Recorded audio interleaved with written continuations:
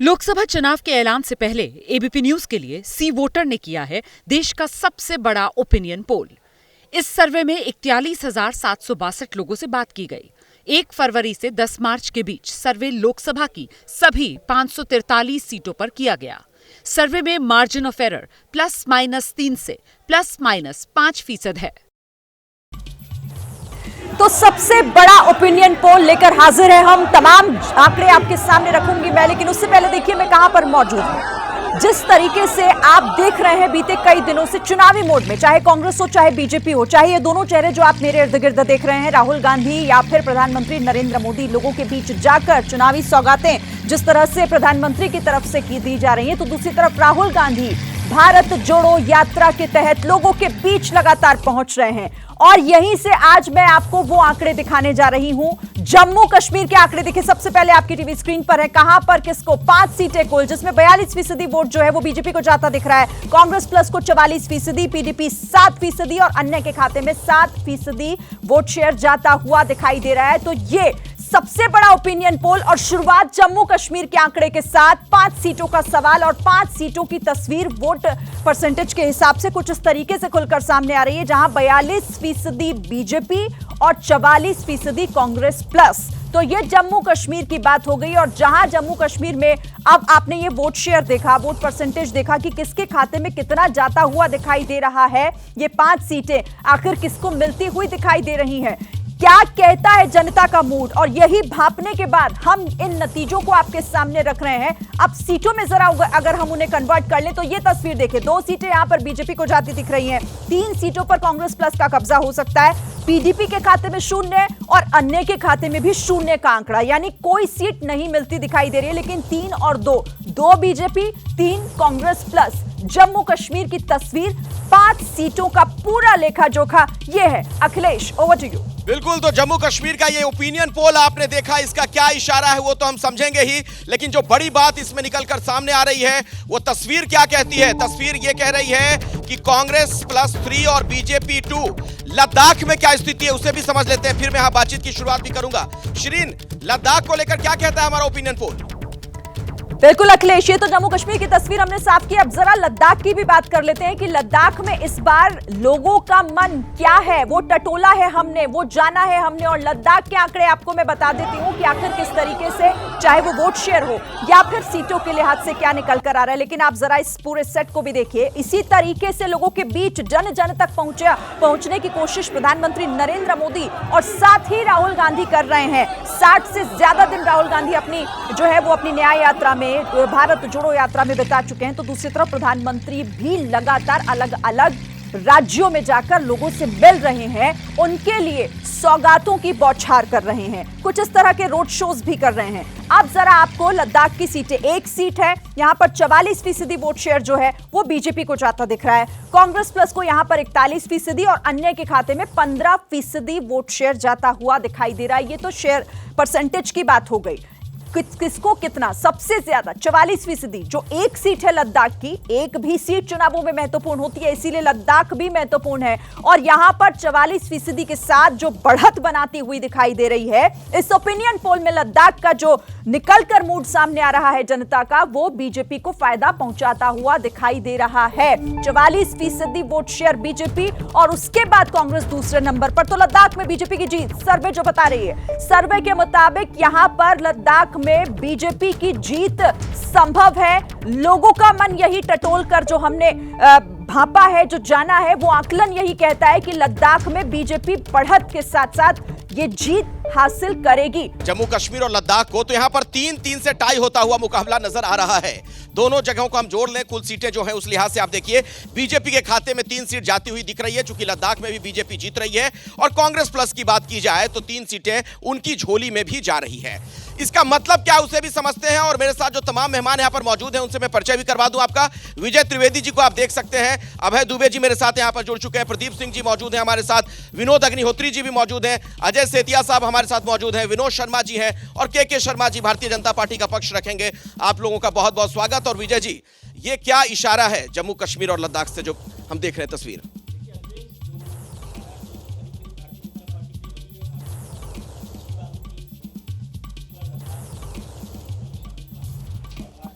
आपके ऑडियो में सर कुछ दिक्कत है, मैं अपना माइक दे रहा हूं आपको जी। भारतीय जनता पार्टी की जो मोदी सरकार रही 2019 में, उन्होंने जनता की बहुत लंबे समय से मांग थी, एक तो एब्रोगेशन ऑफ 370 और दूसरा लद्दाख को अलग दर्जा देने की बात थी, अलग हिस्सा बनाने की बात थी। तो दोनों ही मांगों को पूरा किया गया। उससे भारतीय जनता पार्टी के लिए, मुझे लद्दाख को लेकर लगता है कि भारतीय जनता पार्टी के लिए कोई वहाँ पर परेशानी नहीं हो सकती। हालांकि वहाँ पर अब अलग राज्य बनाने की मांग भी चल रही है, लेकिन महत्वपूर्ण है कि जो 2 सीटों के अलावा क्या घाटी में भारतीय जनता पार्टी एंटर कर सकती है, क्योंकि पिछले सर इस पर मैं आगे बात करूंगा, लेकिन इस पर जनता खुद क्या बोल रही है वो भी जानना जरूरी हो जाता है। दर्शकों को सीधे मैं जम्मू लिए चलता हूं। अजय बाचलू मेरे सहयोगी इस वक्त मेरे साथ जुड़ गए हैं। अजय, अपने साथ मौजूद लोगों से जरा बात करिए इस सर्वे पर।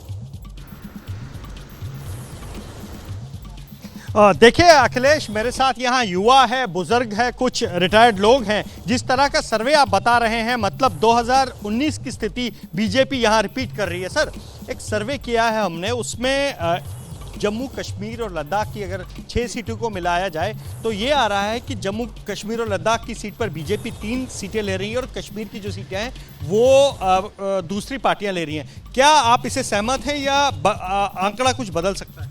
देखिए, यहाँ तक बाहर की बात है, मतलब कश्मीर की बात है या लद्दाख की, उसके बारे में तो हमें कोई इतना ज्ञान नहीं है। लेकिन यहाँ तक यहाँ की बात है, जम्मू की बात है, तो ये सीटें ऑलमोस्ट पक्की हैं, क्योंकि इतनी डेवलपमेंट हुई है यहाँ पे। अब रोड्स की बात देखिए यहाँ पे, कि यहाँ पे रोड पहुँचती नहीं थी, वहाँ रोड्स हैं। जहाँ सिंगल लेन थी वहाँ डबल लेन है, 4 लेनिंग हो रही है। दिल्ली से लेके जम्मू तक, कटरा तक 6 लेनिंग हो रही है। जो फ्लाई ओवर्स हैं इनकी तो भरमार हो गई है, वाकई इतना जी नेचुरली। सर आप बताइए, जिस तरह से ये सारा ठीक है अजय मैं आऊंगा आपके पास। देखिए, जम्मू कश्मीर के जी मैं आता हूं, लेकिन श्रीनगर जरा चलते हैं। आसिफ कुरैशी भी मेरे साथ जुड़ गए। आसिफ, ये जो 3-3 से मुकाबला यहां टाई होता हुआ नजर आ रहा है जम्मू कश्मीर और लद्दाख को जोड़कर, क्या इसका इशारा समझा जाए, क्या संकेत है? अखिलेश, देखिए संकेत साफ हैं कि विपक्ष के लिए एकजुट होने के अलावा और कोई चारा है नहीं। आज भी जो इलेक्शन कमीशन है, कमिश्नर के अधिकारी है, वो जम्मू कश्मीर में ही मौजूद है और यहां पर पहुंचे सभी विपक्षी दलों के घटकों ने एक बार फिर से एक साथ आने की बात की। पीडीपी के नेताओं से हमने बात की तो उन्होंने कहा कि एक बार फिर से गठबंधन की बात हो रही है, यानी कहीं ना कहीं जो सर्वे में बात सामने आ रही है वही आंकलन विपक्षी पार्टियों का भी है कि वो अभी भी उनके पास मौका है। आसिफ मैं आऊंगा आपके पास, लेकिन ये देश का सबसे बड़ा ओपिनियन पोल हम अपने दर्शकों को दिखा रहे हैं, तो अलग अलग राज्यों के बारे में जानकारी लगातार देते रहेंगे। उत्तराखंड का डेटा भी आ चुका है। उत्तराखंड की तस्वीर इस वक्त क्या नजर आ रही है, इस सर्वे का क्या इशारा है, आपको बताएंगी मेरी सहयोगी श्री। बिल्कुल, देवभूमि के नाम से उत्तराखंड को जाना जाता है अखिलेश, और उत्तराखंड में आखिर क्या चुनावी इस वक्त बयार किस तरफ जाती हुई दिखाई दे रही है। जल्दी से डेटा अपने दर्शकों के सामने, क्योंकि देश का सबसे बड़ा ओपिनियन पोल है ये, जो बताएगा कि मूड क्या है, जनता क्या सोच रही है, उनके जहन में क्या चल रहा है, आखिर किसकी तरफ उनका भरोसा जाता हुआ दिखाई दे रहा है, किसके दावे में दम। इससे ये भी एक इशारा जरूर मिलेगा। तो जल्दी से उत्तराखंड की तस्वीर भी हम अपने दर्शकों के सामने रख देते हैं। और देखिए, 2024 का ये सबसे बड़ा ओपिनियन पोल, 5 सीटें उत्तराखंड की, जिसमें 5 पर यहां पर जो है वो बीजेपी को मिलती हुई दिखाई दे रही है। सबसे बड़ी खबर है, उत्तराखंड पर 5 सीटें, यानी बीजेपी का क्लीन स्वीप उत्तराखंड में देखने को मिल सकता है इस सर्वे के लिहाज से। उत्तराखंड की 5 सीटें, जहां कांग्रेस कहीं भी दिखाई नहीं दे रही है और ना ही किसी अन्य के खाते में कुछ जाता हुआ दिख रहा है, और यहां सबसे आगे दिखाई दे रही है तो वो एक ही पार्टी है, बीजेपी, जो क्लीन स्वीप इस बार चुनावों में कर सकती है। सर्वे के मुताबिक तो 5 सीटें बीजेपी को जाती दिख रही है उत्तराखंड में। देवभूमि का ये मिजाज है, देवभूमि की जनता, और सर्वे के मुताबिक यहां क्लीन स्वीप बीजेपी का। अखिलेश, यहां पर जबरदस्त जीत होती हुई नजर आ रही है और इस सर्वे के मुताबिक 63% वोट मिलता हुआ दिख रहा है बीजेपी को, यानी बहुत बड़ा फायदा भारतीय जनता पार्टी को उत्तराखंड में होता हुआ साफ साफ नजर आ रहा है। अजय सेतिया जी, इस पर मैं आपसे बात करूं उससे पहले के शर्मा जी, आप बहुत देर से मुस्कुरा रहे हैं, कुछ कहना चाह रहे हैं क्या? आपने सर्वे अभी दिखाया है, मैं निश्चित रूप से मानता हूं कि ये चुनाव में किस पार्टी को कितनी बढ़त है उसकी एक दिशा तय करती है। लेकिन जहां तक जम्मू कश्मीर की बात थी तो मैं बहुत आश्वस्त हूं वहां को लेकर कि जिस ढंग से घाटी में खासकर युवाओं के लिए जितना विकास का कार्य हुआ है और युवा वहाँ के इतने उत्साहित हैं माननीय प्रधानमंत्री जी के नेतृत्व को लेकर, और जिस ढंग से खेल जगत हो या रोजगार की दृष्टि पर हो, सब में, तो मुझे पूरा विश्वास है कि घाटी में हमें भारतीय जनता पार्टी को बहुत अच्छी सफलता मिलेगी। जम्मू में तो खैर है ही, लेकिन एक बात और कह दूं, अभी 6-0 हो जाएगा। मैं बिल्कुल इस बात के लिए आशान्वित हूं, क्योंकि वहाँ की परिस्थिति, आप समसामयिक राजनीतिक परिस्थिति भी तो देखिए। आप अब उमर अब्दुल्ला का बयान देखिए, आप मुफ्ती का बयान देखिए, आपस में ही ये गुपकार जो गठबंधन था वो तो उन्होंने खुद ही मान लिया कि ये खत्म हो चुका है, ठीक है, और इसमें कुछ बचा नहीं है। तो एक तो गठबंधन नहीं है, आपसी जो वहाँ की जो राजनीतिक परिस्थिति है विपक्ष की, वो पूरी तरह से समाप्त है। और गठबंधन पर जो हमला कर रहे हैं, कांग्रेस की नेता मेरे साथ जुड़ने वाली कुछ ही देर में रितु चौधरी, उनसे मैं जवाब लूंगा, लेकिन अजय सेतिया जी, उत्तराखंड पर मैं आपसे बात करना चाहूंगा। क्या कांग्रेस की स्थिति ये हो जाएगी शून्य? देखिए, लोकसभा चुनावों का जहां तक सवाल है तो वहां पर कांग्रेस बहुत कमजोर हो चुकी है, इसमें कोई शक नहीं। लेकिन ये सारा कुछ डिपेंड करेगा। अभी तक भारतीय जनता पार्टी ने 3 उम्मीदवारों का ऐलान किया है, एक ठाकुर है, एक ब्राह्मण है, एक दलित है। 2 सीटें अभी खाली पड़ी हैं, हरिद्वार की और पौड़ी गढ़वाल की। मुझे ऐसा लगता है कि पौड़ी गढ़वाल में अगर भुवन चंद्र खंडूरी के बेटे मनीष, जिन्होंने अभी कांग्रेस छोड़ी है, अगर वो इधर आ जाते हैं तो वो सीट उनकी कंफर्म होती है, अदरवाइज वहाँ पर मुकाबला कड़ा हो सकता है। इसी तरह हरिद्वार में अगर पूर्व मुख्यमंत्री कांग्रेस की तरफ से लड़ते हैं तो फिर भी मुकाबला कड़ा होगा हरिद्वार में। क्योंकि आप देखिए तो हरिद्वार की स्थिति है अभी, क्योंकि इस ओपिनियन पोल को हम इसलिए नहीं कह सकते क्योंकि पहले उम्मीदवार तो सामने आए, फिर उस पर डिपेंड करता है कि क्या स्थिति है क्या नहीं है। हरीश रावत वहां पर चुनाव लड़ते रहे हैं, एक बार वहां से एमपी बने भी हैं, उसके बाद वो लगातार 2 बार चुनाव हारे हैं। तो हरिद्वार में मैं समझता हूं कि अभी तक उम्मीदवार अगर आमने सामने आएंगे, जो पता चलेगा कि किसको टिकट दिया है, तो उस वक्त डिपेंड होगा कि क्या रिजल्ट आता है। तो देश का सबसे बड़ा ओपिनियन पोल लेकर लगातार हम आपके सामने हाजिर हैं, ये बताने के लिए कि आखिर चुनावी मूड क्या है, इस वक्त लोगों के जहन में क्या चल रहा है। ये सर्वे आपके सामने पूरी तस्वीर रखेगा, ये बताएगा कि किसके वादे पर भरोसा जताती हुई दिखाई दे रही है जनता। और अब बात हम यहां पर करेंगे हिमाचल प्रदेश की। ये पहाड़ी राज्य है हिमाचल प्रदेश, क्या कहते हैं आंकड़े देखिए। यहां पर 4 सीटें हैं और चारों की चारों सीटें बीजेपी के खाते में जाती हुई दिखाई दे रही है। बिल्कुल उत्तराखंड की तरह यहां हिमाचल प्रदेश में भी क्लीन स्वीप करती हुई दिखाई दे रही है बीजेपी। सर्वे की सबसे बड़ी बात और इस वक्त की बड़ी खबर, हिमाचल प्रदेश में भी बीजेपी का क्लीन स्वीप और कांग्रेस का सुपड़ा साफ होता हुआ यहां पर दिखाई दे रहा है। अखिलेश, बिल्कुल, तो हिमाचल प्रदेश से भारतीय जनता पार्टी के लिए बहुत अच्छी खबर। इस सर्वे के मुताबिक जो लोग इस रायशुमारी में शामिल हुए, उनके मुताबिक 4 की 4 सीटें यहां पर बीजेपी जीत रही है। प्रदीप सिंह जी, ये कैसे होता हुआ दिख रहा है आपको? जी, आपने 3 राज्यों का दिखाया, बल्कि कहें एक यूनियन टेरिटरी को मिला लें तो 4, जम्मू कश्मीर, लद्दाख, हिमाचल प्रदेश और उत्तराखंड। तो जम्मू में 2 सीटों पर लड़ाई सीधी कांग्रेस और भाजपा की है, लद्दाख में भाजपा और कांग्रेस की लड़ाई है। इसी तरह से हिमाचल और उत्तराखंड में सीधी लड़ाई। जहां भी कांग्रेस और भाजपा की सीधी लड़ाई है वहां मामला एक तरफा दिख रहा है। और ये इस चुनाव की बात नहीं कर रहा हूँ, इसका रिजल्ट तो जो आएगा जब तब पता चलेगा। 2014-2019 में भी जहां जहां कांग्रेस और भाजपा का सीधा मुकाबला है, भाजपा का स्ट्राइक रेट 90% से ज़्यादा है। तो इसलिए ये इस आंकड़े पर कोई आश्चर्य नहीं हो रहा। कांग्रेस की दूसरी लिस्ट आ गई है। 43 नाम इसमें है। 43 प्रत्याशियों के बारे में जानकारी हमें मिल रही है कि ये लोकसभा चुनाव के लिए कांग्रेस की दूसरी लिस्ट आ गई है। इसमें कई बड़े नाम भी हैं। कांग्रेस की दूसरी लिस्ट में 43 उम्मीदवारों का जिक्र है जो लोकसभा का चुनाव लड़ेंगे। तो लोकसभा चुनाव की तारीखों का भले ही ऐलान ना हुआ हो, लेकिन सरगर्मी जरा देखिए। वैभव गहलोत को जालौर से टिकट मिला है। आपको बता दें, वैभव गहलोत जालौर से चुनाव लड़ेंगे और नकुल नाथ छिंदवाड़ा से उन्हें टिकट मिला है। नकुल नाथ छिंदवाड़ा से चुनाव लड़ने जा रहे हैं, दोनों पूर्व सीएम के बेटे। और गौरव गोगोई को जोरहाट से टिकट मिला है और ये भी पूर्व सीएम के बेटे। तो 3 नाम आपने देखे अभी तक, और इसके अलावा भी कई नाम सामने आ रहे हैं। कांग्रेस की जो दूसरी लिस्ट है इसमें 43 उम्मीदवारों का नाम है। बीजेपी से आए राहुल कसवा को भी चुरू से टिकट दिया गया है, अभी अभी आए थे, शामिल हुए थे और उन्हें टिकट मिल गया है। गणेश गोदियाल को पौड़ी गढ़वाल से टिकट दिया गया है। ये तमाम नाम सामने आ रहे हैं। 43 जो नाम सामने आए उसमें से अहमदाबाद पूर्व से गौरव गुप्ता को टिकट दिया गया है। एमपी के सीधी से कमलेश्वर पटेल को भी टिकट दिया गया। रितु चौधरी जी भी मेरे साथ अब कांग्रेस से जुड़ गई हैं। बहुत बहुत स्वागत है आपका रितु जी। लेकिन अब तक का जो ट्रेंड है, जो सर्वे इशारा कर रहा है, आपके लिए कोई अच्छी खबर नहीं है। चाहे उत्तराखंड हो, हिमाचल हो, जम्मू कश्मीर और लद्दाख में जरूर 3-3 से मुकाबला टाई होता हुआ दिख रहा है। रितु जी, देखिए, आपके जो ओपिनियन पोल हैं वो उनका जो आंकड़े लिए जाते हैं वो आपके पिछले दिसंबर के या जनवरी के होते हैं। नहीं, अभी फरवरी के हैं। अभी का हालिया आंकड़ा है।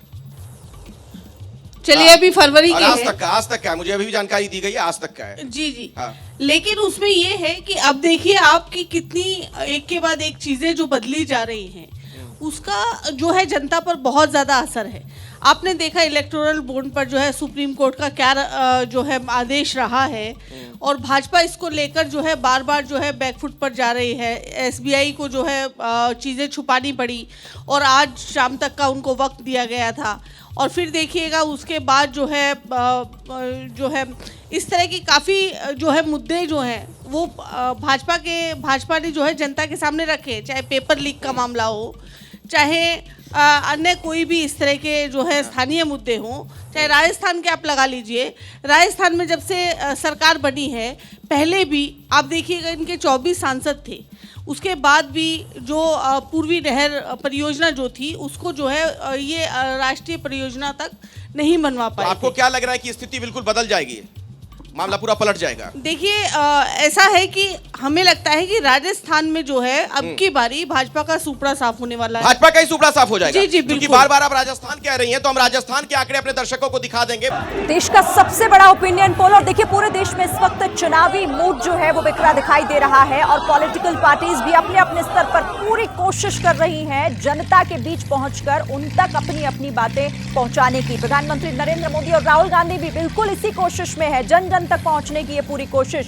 लेकिन बात अब जरा राजस्थान की कर लेते हैं कि यहां पर जनता का मूड क्या कहता है। तो इस वक्त हम आंकड़े आपके सामने रख देते हैं, 25 सीटों की बात। और सबसे पहले आप वोट शेयर देखिए, 60% वोट शेयर जो है वो बीजेपी के खाते में जाता दिखाई दे रहा है, और 39% वोट शेयर यहां कांग्रेस के खाते में जाता दिख रहा है, और 1% पर अन्य यहां पर अपना कब्जा जमा सकता है। लेकिन 60% बीजेपी के खाते में वोट शेयर की बात है ये। अखिलेश, बिल्कुल, तो ये तो वोट शेयर की बात हुई। सीटों में इसे तब्दील करेंगे तो क्या होगा, इस पर तो हम आगे बातचीत करेंगे ही, आपको बताएंगे ही कि राजस्थान में बीजेपी को कितनी सीटें मिलती नजर आ रही हैं, कांग्रेस को कितनी सीटें मिल रही हैं। लेकिन विनोद शर्मा जी, इस पर एक कमेंट सबसे पहले मैं आपसे चाहूंगा।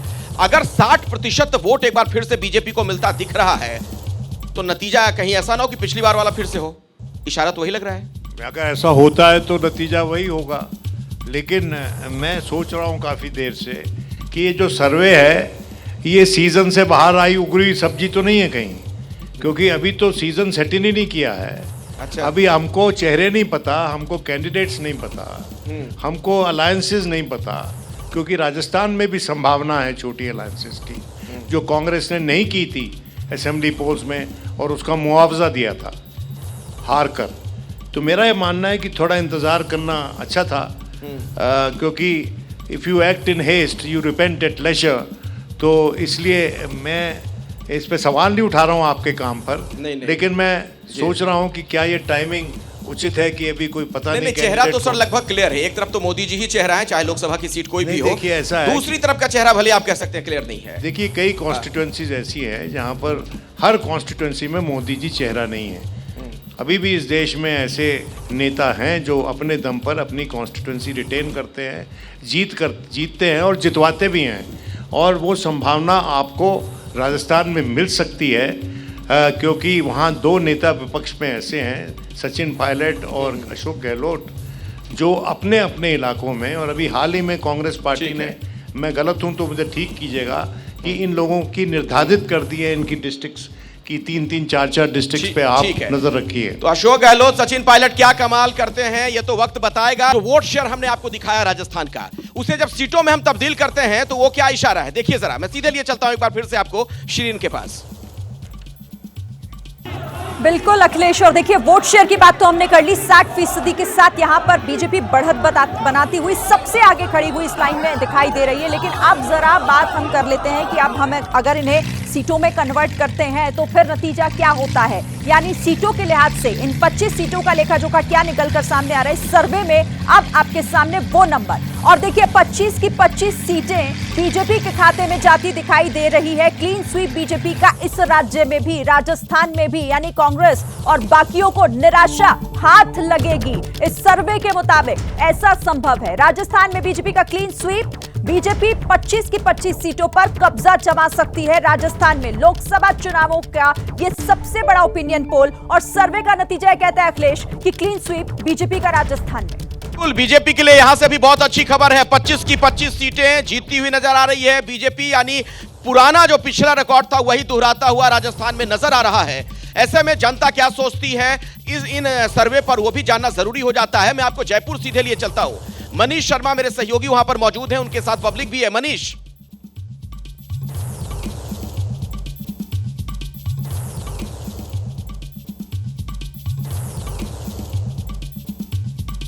तो जाएंगे मनीष के पास, हम दोबारा जाएंगे, उनसे हम बातचीत करेंगे। उनके साथ वहां पर कई सारे लोग जी, राजस्थान में 25 की 25, भारत में 425, भारत में 425, भारत में 425। जी अखिलेश, जैसा मैं बता रहा था कि आप माहौल देखिए, 25 सीटों की बात करते हैं तो यहाँ पर ऐसा लगता है हैट्रिक की तैयारी है। आपका नाम बताएं, क्या लगता है? संजीव नारंग।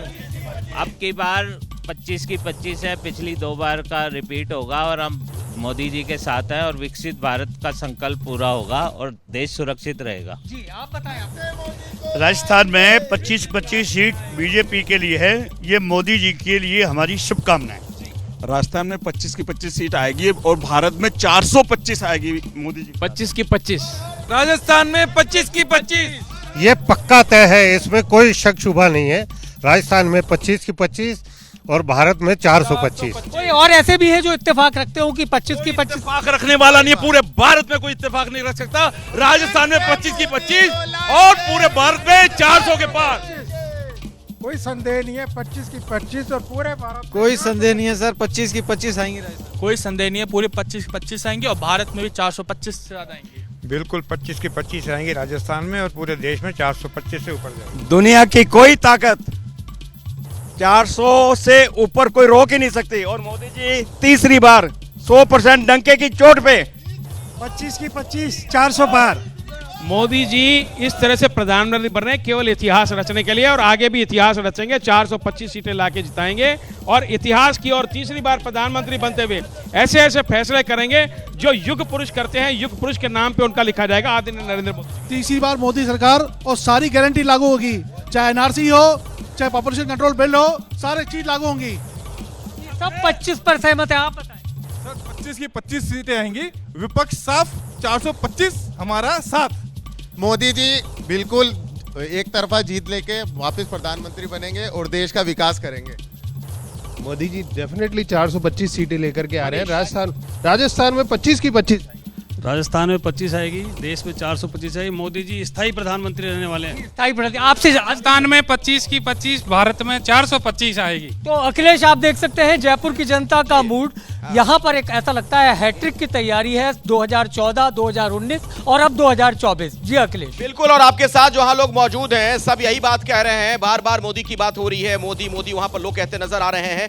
यानी एक तरफ से तो चेहरा बिल्कुल साफ दिख रहा है कि प्रधानमंत्री मोदी के नाम पर वोट डाल रहे हैं लोग। विनोद अग्निहोत्री जी, यही अगर ट्रेंड रहा जो तमाम राज्यों का हमने अभी जिक्र किया, इस सर्वे के मुताबिक मैं बात कर रहा हूं, तब तो बीजेपी का जो नारा है 400 पार वाला, वो लग रहा है सच ना हो जाए। माइक ले लीजिए सर, माइक। हाँ,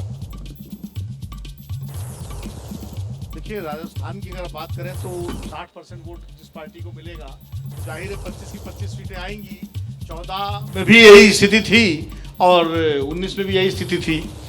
जहां तक आप पूरे देश की अगर बात करें तो अभी जिन जिन राज्यों में हमने देखा है, जम्मू कश्मीर को छोड़ करके लगभग पुरानी स्थिति 2019 वाली दिखाई पड़ रही है।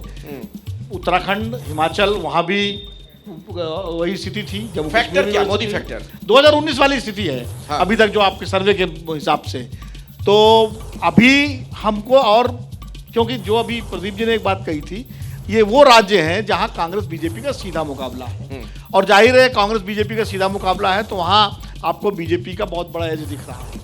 अभी जब जैसे जैसे आप और अन्य राज्यों में जाएंगे, दक्षिण के राज्यों में जाएंगे, पश्चिम के राज्यों में जाएंगे, तो तस्वीर और बनेगी। क्या स्थिति बनती है? स्थिति बदल सकती है अभय जी? मैं ऋतु जी के पास जाऊं उससे पहले। क्या बनती है ये मैं अच्छा, क्या बनती है? क्या आपको लग रहा नहीं, मैं सवाल मेरा ये, क्या स्थिति बदल सकती है बाकी राज्यों की तरफ जाएंगे तो?